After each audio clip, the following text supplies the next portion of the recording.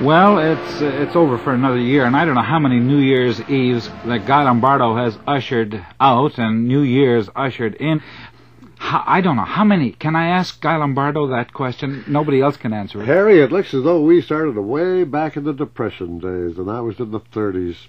And we used to broadcast from the Roosevelt Hotel on a coast-to-coast network. As a matter of fact, 2 networks. We'd close CBS, open NBC. And Auld Lang Syne, of course, came right in the middle of it, and we finished CBS by playing Auld Lang Syne and opened up NBC by going into it. So it's been a long, wonderful many years of Happy New Years. We played all through the Depression era. We played through the World War II period and after the war, and then we switched to television. And that's been going on now for the last 14 years. I take it you like music.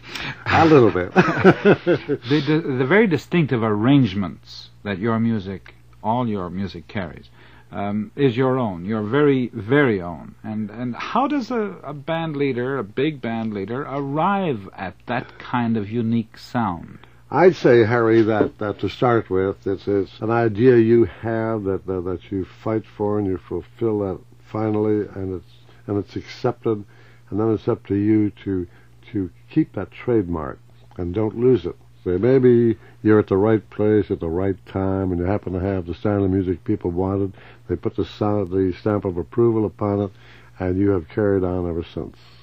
A great many things have changed, though, since the 30s when you started playing with that Royal Canadian Orchestra. Well, that's very true. First of all, people have an awful lot more money than they do. I remember playing your singles on Decca 78s. Right. And you had to guard them with your life because they were very brittle. Columbia had a laminated piece of cardboard going through, and Capitol had a kind of plastic material, but if you dropped a Decca, you were dead. You know? You weren't on cylinders, were you? Harry, we just missed the cylinders. There are a great many Canadians who remember you so well. Bert Niozzi is a name that... oh, yes. That play, I think Bert played... was from our hometown, too. Is that... Where is your hometown? London, Ontario. I dare say we had more young musicians in London than probably any city of its size in Canada. Why was that?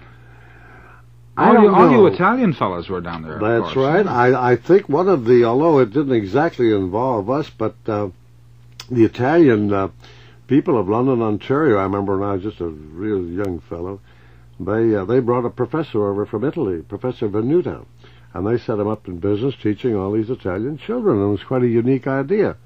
And it was very inexpensive, 50 cents a week, and you could take 2 or 3 lessons a week of about 10 minutes each lesson.